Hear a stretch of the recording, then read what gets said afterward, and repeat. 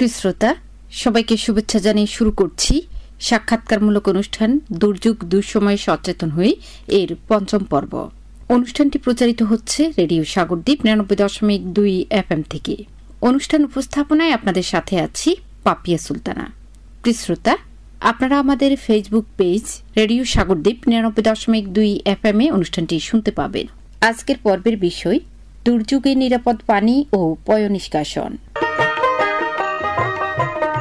অনুষ্ঠানটি প্রচারিত হচ্ছে centre for disability in development CDD এবং দীপুনয়ন সংস্থা DUS কর্তৃক পরিচালিত disability inclusive flood recovery in Bangladesh প্রকল্পের উদ্যোগে। অনুষ্ঠানটিতে আর্থিক সহায়তা প্রদান করছে centre for disaster philanthropy USA। আজকের পর্বে দুর্যোগে নিরাপদ পানি ও পয়ঃনিষ্কাশন বিষয়ে গুরুত্বপূর্ণ তথ্য জানব উপস্থিত সম্মানিত অতিথির কাছ থেকে। আজকের অতিথি doctor Nusrat Imroz Bithi, MBBS, DU, CMU, gynae এবং প্রসূতি, চর্ম ও যৌনরোগ অভিজ্ঞ, সাবেক medical officer, Shahabuddin medical college, Dhaka. সম্মানিত অতিথি, আপনাকে রেডিও সাগরদ্বীপের সাক্ষাৎকারমূলক অনুষ্ঠান থেকে স্বাগত জানাচ্ছি। ধন্যবাদ আমাকে সুযোগ করে দেওয়ার জন্য। আমি ডাক্তার নুসরাত ইমরোজ বিথি, MBBS, ঢাকা ইউনিভার্সিটির অধীনে doctor Sirajul Islam medical college থেকে আমি পাশ করেছি। আর আমি CMU আলট্রাতে আর গাইনি এবং প্রসূতি বিষয়ে আমি অভিজ্ঞ এবং চর্ম যৌন রোগেও অভিজ্ঞ। প্রিয় শ্রোতা, আর কথা না বাড়িয়ে সম্মানিত অতিথির কাছে ফিরে যাচ্ছি। সাবেক medical officer, Shahabuddin medical college, Dhaka, আপনার কাছে জানতে চাচ্ছি দুর্যোগকালে মানুষের পানি ও পয়ঃনিষ্কাশনজনিত কি কি স্বাস্থ্য সমস্যা হতে পারে, বিশেষ করে নারী, শিশু এবং প্রতিবন্ধী ব্যক্তিদের কি ধরনের সমস্যা হয়? ডায়রিয়া, টাইফয়েড, চর্মরোগ সহ বিভিন্ন রকমের রোগাক্রান্ত হয় সাধারণত দেখা যায়।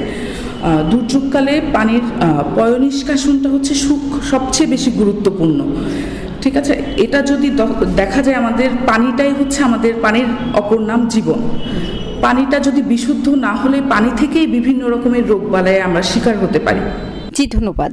প্রিয় শ্রোতা, সরাসরি অনুষ্ঠানটি শুনতে পাচ্ছেন হাতিয়া রেডিও সাগরদ্বীপ FM ৯৯.২ থেকে। অনুষ্ঠানটি প্রচারিত হচ্ছে centre for disability in development CDD এবং দীপুনয়ন সংস্থা DUS কর্তৃক পরিচালিত disability inclusive flood recovery in Bangladesh প্রকল্পের উদ্যোগে। অনুষ্ঠানটিতে আর্থিক সহায়তা প্রদান করছে centre for disaster philanthropy USA। দূষিত পানি পান ও ব্যবহারজনিত কারণে বিভিন্ন ধরনের রোগ হয়ে থাকে। আপনার কাছে জানতে চাই কিভাবে পানি দূষিত হয়। স্বাভাবিক সময়ে আমরা যেসব উৎস থেকে, যেমন টিউবওয়েল, কুয়া, পুকুর ইত্যাদি থেকে নিরাপদ পানি সংগ্রহ করে থাকি। বন্যার সময় এই সকল উৎস প্লাবিত হয়ে দূষিত হয়ে যায়। ফলে বন্যা বা জল উচ্ছ্বাসের সময় নিরাপদ পানির অভাবে আমাদের স্বাস্থ্য ঝুঁকিটা অনেক বেশি বেড়ে যায়।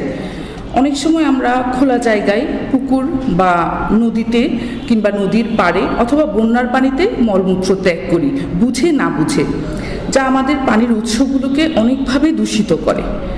এই দূষিত পানি পান করা, থালাবাটি ধোয়া, শৌচকার্য বা ঘরের অন্যান্য কাজে ব্যবহারের ফলে বিভিন্ন ধরনের পানিবাহিত রোগ যেমন ডায়রিয়া, আমাশয়, পেটে ব্যথা ইত্যাদি রোগ ঘরে ঘরে অহরহ দেখা যায়।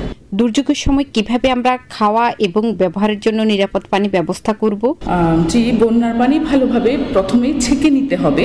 ভালো মতো ফুটিয়ে পান করা যাবে। তবে পানি বেশি অস্বচ্ছ বা ময়লা মনে হলে যদি সম্ভব হয় ছাকার আগে প্রায় 25 লিটার পানিতে 2 চা চামচ ফিটকিরি মিশিয়ে বেশ কিছু সময় ভালো করে নেড়ে কমপক্ষে 1 ঘন্টা এ পানি রেখে দিতে হবে। খুব সাবধানে উপরের পানি তুলে তা ফুটিয়ে পান করা যাবে। জি, ধন্যবাদ। নিরাপদ পানি বলতে কি বোঝায়? আমরা কিভাবে তা সংরক্ষণ করব? নিরাপদ পানি বলতে দূষণবিহীন, জীবাণুমুক্ত, পরিষ্কার, স্বাদ ও গন্ধবিহীন পানি বোঝা যায়। আর যেটা হচ্ছে নিরাপদ পানি সংরক্ষণ মানে হলো ঢাকনা লাগানো পরিষ্কার পানি ব্যবহার করতে হবে। এছাড়া পানি সংগ্রহ করে নিয়ে আসা এবং বাড়িতে দূষণমুক্তভাবে পানি ব্যবহার করা পানি সংরক্ষণের মধ্যে পড়ে। মনে রাখবেন, স্বাভাবিক বা দুর্যোগে যে কোনো পরিস্থিতিতে পানি নিরাপদ করা বা সংরক্ষণ করার পদ্ধতি একই রকম থাকবে। অসংখ্য ধন্যবাদ। প্রিয় শ্রোতা, অনুষ্ঠানটি প্রচারিত হচ্ছে centre for disability in development CDD এবং দ্বীপ উন্নয়ন সংস্থা DUS কর্তৃক পরিচালিত disability inclusive flood recovery in Bangladesh প্রকল্পের উদ্যোগে। অনুষ্ঠানটিতে আর্থিক সহায়তা প্রদান করেছে centre for disaster philanthropy USA। প্রিয় শ্রোতা, আমরা আবারও আমাদের সম্মানিত অতিথির কাছে ফিরে যাচ্ছি। আপনার কাছে জানতে চাচ্ছি, পানি নিরাপদ করতে কতক্ষণ ফুটাতে হবে? আচ্ছা, প্রথমেই পরিষ্কার কাপড় বা ছাঁকনি নিয়ে পানি ভালোভাবে ছেঁকে নিতে হবে। তারপর পানি যখন গরম হয়ে টকবক করে ফুটতে শুরু করবে, প্রায় আমরা বলে থাকি 100 ডিগ্রি সেলসিয়াস বা বুদবুদ দেখা দিবে, তারপর থেকে 1-2 মিনিট ফুটালেই পানি পান করা যাবে। ডাক্তার নুসরাত ইমরোজ বিথি, গাইনি এবং প্রসূতি, চর্ম ও যৌনরোগ অভিজ্ঞ, আপনার কাছে এবারে জানতে চাচ্ছি, দুর্যোগে নিরাপদ পানি পেতে আমরা প্রস্তুতিকালীন কি ব্যবস্থা নেব? আচ্ছা, নিরাপদ পানির উৎস ও মিঠা পানির ভাণ্ডার যেমন পুকুর, জলাশয় ইত্যাদির চারপাশে মাটি দিয়ে উঁচু করা যাবে, যাতে দুর্যোগকালীন দূষিত পানি ভিতরে প্রবেশ করতে না পারে। টিউবওয়েলের মুখ বা পাম্পটি খুলে বন্যার পানির উচ্চতা যদি বেশি হয় তখন শক্ত পলিথিন দিয়ে ভালোভাবে বেঁধে দিতে হবে। বৃষ্টির পানি পান করা যেতে পারে। টিনের চালা দিয়ে ঝরে পড়া বৃষ্টির পানি ছেঁকে নিয়ে পরিষ্কার পাত্রে ধারণ করে রাখা যেতে পারে। টিনের চালায় ক্ষতিকর ময়লা আবর্জনা থাকতে পারে, তাই এক্ষেত্রে বৃষ্টি শুরু হওয়ার পর ন্যূনতম 5 মিনিট অপেক্ষা করতে হবে। প্রয়োজনে মিঠা পানি বিশুদ্ধকরণ ট্যাবলেট অথবা ব্লিচিং পাউডার দিয়ে পানি নিরাপদ করে নিতে হবে। নিরাপদ পানির উৎস দুর্যোগের কারণে ক্ষতিগ্রস্ত হলে তা যাতে যত তাড়াতাড়ি সম্ভব পুনরায় স্থাপন ও মেরামত করা লাগবে। সংগৃহীত নিরাপদ পানি যাতে দূষিত না হতে পারে তার ব্যবস্থা করা খুবই দরকার। আগে থেকে আশ্রয় কেন্দ্রে নিরাপদ পানির ব্যবস্থা করা, ডাব, নারিকেল পেড়ে রাখা, সামর্থ্য থাকলে পানির বোতল কিনে রাখা যেতে পারে। জি, ধন্যবাদ। এবার আপনার কাছে জানতে চাচ্ছি যে পুকুর পাড়ে বা নদীর পাড়ে পায়খানা আছে, সেই পুকুরের বা নদীর পানি পান বা ব্যবহার করা কি নিরাপদ? জি না, দেখা যায় আমাদের হাতিয়াতে একটা প্রত্যেক বাড়িতে বাড়িতেই পুকুর আছে। পুকুরের পানি সকলেই বিভিন্ন কাজে ব্যবহার করে থাকে, এটা মোটেও নিরাপদ নয়, কারণ শৌচাগারের বা পায়খানার পানি ও মলমূত্র গড়িয়ে পুকুর বা পানিতে পরে মিশে যায়। আমাদের খালি চোখে হয়তো তা ধরা পড়ে না, কিন্তু পুকুর বা নদীর পানি এতে করে দূষিত হয় ও পানিবাহিত রোগের প্রকোপ বাড়ায়। ধন্যবাদ। পায়খানার পাশে টিউবওয়েল স্থাপন করা ও সেই টিউবওয়েলের পানি পান করা কি নিরাপদ? জি না, নিরাপদ নয়, বরং পায়খানার সঙ্গে পানির কল বসালে পানির স্তরের সঙ্গে মাটির নিচের ক্ষতিকর ব্যাকটেরিয়া, মলমূত্র মিশে পানি দূষিত হয়ে যায়। তাই পায়খানা বা শৌচাগার থেকে প্রায় 100 ফুট বা 30 মিটার বা 66 হাত দূরে পানির টিউবওয়েল স্থাপন করতে হবে। জি, ধন্যবাদ। এবারে জানতে চাচ্ছি, নিরাপদ পানি পান করার পাশাপাশি স্বাস্থ্য পরিচর্যায় আরেক গুরুত্বপূর্ণ একটি দিক হচ্ছে সঠিকভাবে হাত ধোয়া। আপনার কাছে প্রশ্ন হলো, সঠিকভাবে হাত ধোয়ার গুরুত্ব কতখানি? খুবই গুরুত্বপূর্ণ একটি প্রশ্ন করেছেন, ধন্যবাদ। সঠিকভাবে হাত ধোয়ার সহজ কিছু নিয়ম আছে। আমরা নানান কাজে প্রতিদিন একাধিকবার হাত ধুই, কিন্তু নিয়ম মেনে সঠিকভাবে হাত ধুই না। অথচ বন্যার বা কোনো দুর্যোগের সময় যদি সাবান দিয়ে নিরাপদ পানিতে হাত ধোয়ার অভ্যাস বজায় রাখি, তাহলে পরিবারের সবাই ডায়রিয়া, কৃমি রোগ, রক্ত স্বল্পতা সহ নানান রোগে অসুস্থ হওয়ার হাত থেকে রক্ষা পেতে পারি। জি, ধন্যবাদ। গুরুত্বপূর্ণ উত্তর আপনি দিয়েছেন, আমাদের শ্রোতারা নিশ্চয়ই উপকৃত হবেন। আরও একটি বিষয় জানতে চাচ্ছি, জীবাণুমুক্ত থাকতে আমরা কখন কখন হাত ধোব? খুবই সুন্দর একটি প্রশ্ন। খাবার তৈরির আগে, তৈরি করার সময় ও তৈরি করার পরে, খাবার খাওয়ার আগে, মল ত্যাগের পরে, শিশুর নেংটি বা ডাইপার খোলার পর বা শিশুকে শৌচার্য করানোর পরে, অসুস্থ রোগীকে বহন করার পর, সর্দি কাশি দেওয়ার পর, হাঁস, মুরগি, গবাদি পশু হাত দিয়ে ধরার পর এবং তাদের মল পরিষ্কার করার পর, আবর্জনা পরিষ্কার করার পর, কোনো স্থান কেটে ছেঁড়া গেলে পরিচর্যা করার পর। জি, ধন্যবাদ। সঠিকভাবে হাত ধোয়ার নিয়মগুলো বলবেন কি? প্রথমত খেয়াল রাখবেন হাত ধোয়ার পানি যেন নিরাপদ হয় এবং ধোয়ার সময় পানি যেন উপর থেকে নিচে ঢালা হয়। পানি ভরা বাটি বা পুকুরে হাত ধুলে হাত জীবাণুমুক্ত হবে না। নিয়মগুলো বলে দিই। প্রথমে 2 হাত পানিতে ভিজিয়ে নিন, সাবান দিয়ে ভালোভাবে ঘষে ফেনা তুলুন। 2 হাতের তালু হাত উল্টে পিঠ 10 আঙ্গুলের মধ্যবর্তী স্থান ও নখ পরিষ্কার রাখুন। কমপক্ষে 20 সেকেন্ড ভালোভাবে ঘষুন। পরিষ্কার কাপড় বা তোয়ালে বা খোলা বাতাসে হাত শুকিয়ে নিন।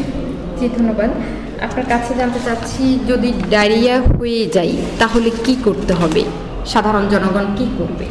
আচ্ছা, পাতলা পায়খানা বা ডায়রিয়া আক্রান্ত হলে রুগীকে প্রথমত যেটা করতে হবে সেটা হচ্ছে বেশি বেশি খাবার স্যালাইন খেতে হবে। যতবার পায়খানায় যাবে সে ততবার তার খাবার স্যালাইন খেতে হবে ও তরল খাবার খাওয়াতে হবে। দোকানে 4-5 টাকায় প্যাকেট করা খাবার স্যালাইন কিনতে পাওয়া যায়। প্রথমে পরিষ্কার পাত্রে 2 গ্লাস বা আধা লিটার পানি নিতে হবে, তবে পুরো প্যাকেটের স্যালাইন একেবারে ঢেলে দিয়ে পরিষ্কার চামচ দিয়ে নাড়তে হবে যতক্ষণ পর্যন্ত না পানিতে মিশে যায়। তারপর পরিষ্কার ঢাকনা দিয়ে ঢেকে রাখতে হবে। মনে রাখতে হবে পুরো প্যাকেটের স্যালাইন একসঙ্গে বানাতে হবে। প্যাকেট থেকে অল্প অল্প করে নিয়ে বানানো চলবে না, আর 6 ঘন্টা পর অবশ্যই বাদবাকি স্যালাইন ফেলে দিতে হবে। অসংখ্য ধন্যবাদ। ম্যাম, জানতে চাচ্ছি আসলে হাতিয়া দ্বীপে যারা প্রত্যন্ত গ্রামে বাস করে তারা আসলে অনেক সময় খাবার স্যালাইনটা পায় না, সেক্ষেত্রে তারা কি করতে পারে? খুব সহজেই ঘরেই স্যালাইন বানানো যায়, আর পদ্ধতিটা একদমই সহজ বলতে গেলে আমাদের ঘরে থাকা জিনিস দিয়েই বানানো যায়। একটি পরিষ্কার জগ বা পাত্রে 2 গ্লাস পানি বা আধা লিটার পানি নিন, তাতে 1 মুঠ গুড় বা চিনি ও 3 আঙ্গুলের চিমটি দিয়ে 1 চিমটি লবণ নেবেন। তারপর পরিষ্কার চামচ দিয়ে ভালোভাবে নেড়ে রুগীকে খেতে দিন। তবে মনে রাখবেন, যিনি খাবার স্যালাইন বানাবেন তার 2 হাত যেন সঠিক নিয়মে সাবান দিয়ে ধোয়া থাকে। আর খাবার স্যালাইন বানানোর জন্য অবশ্যই নিরাপদ ঠান্ডা পানি ব্যবহার করবেন, গরম পানিতে স্যালাইন বানানো যাবে না। জি, ধন্যবাদ।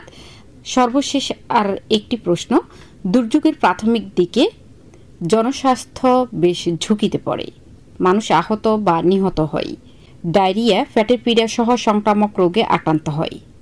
স্বাস্থ্য পরিচর্যা ও পয়ঃনিষ্কাশন সম্পর্কে শ্রোতাদের কি পরামর্শ দিবেন? দুর্যোগে প্রাথমিক অবস্থায় মানুষের জীবন রক্ষায় স্বাস্থ্যসেবা বিশেষভাবে গুরুত্বপূর্ণ। এ সময় জনস্বাস্থ্যের উপর 2 ধরনের নেতিবাচক প্রভাব পড়ে। প্রত্যক্ষ প্রভাব হলো সংঘাতের ফলে আহত বা নিহত হওয়া, পরোক্ষ প্রভাব হলো সংক্রামক রোগ বৃদ্ধি, পুষ্টিহীনতা ইত্যাদি। পাশাপাশি অপর্যাপ্ত ও দূষিত পানি, পয়ঃনিষ্কাশন ব্যবস্থা ভেঙে পড়া, স্বাস্থ্যসেবার সুযোগ বাধাগ্রস্ত হওয়া, খাদ্য নিরাপত্তার অবনতি হওয়া, দুর্যোগ কবলিতদের নিরাপত্তার অবনতি হওয়া, যাতায়াতের সীমাবদ্ধতা, স্থানচ্যুতি ও অতিরিক্ত ঘনবসতি ও অপর্যাপ্ত আশ্রয়স্থল ইত্যাদি জনস্বাস্থ্যের উপর ঝুঁকি বাড়িয়ে দেয়। আমরা আমাদের ব্যক্তিগত স্বাস্থ্য ভালো রাখতে একসময় যথাসম্ভব চেষ্টা করতে পারি উঁচু পায়খানা ব্যবহার করার, বন্যার পানিতে মলত্যাগ বা শৌচকার্য না করার। যদি পানিবন্দি সময়ে এই নিয়ম রক্ষা করা একটু কঠিন, কিন্তু দুর্যোগের সময় ডায়রিয়ার মতো রোগের মহামারী ঠেকাতে এর কোনো বিকল্প নেই। আর সেই সাথে সাবান দিয়ে 2 হাত ভালোভাবে ঘষে ধোয়ার অভ্যাস বজায় রাখতে হবে সবসময়। আপনাকে অসংখ্য ধন্যবাদ। অনেক গুরুত্বপূর্ণ উত্তর আমাদের শ্রোতাদের জন্য দিয়েছেন, আপনার গুরুত্বপূর্ণ সময় আমাদেরকে দিয়েছেন, বিশেষ করে রেডিও সাগরদ্বীপকে দিয়ে উপকৃত করেছেন। ধন্যবাদ, ধন্যবাদ, ধন্যবাদ, অনেক বেশি ধন্যবাদ আমাকে সুযোগ করে দেওয়ার জন্য। Thank you.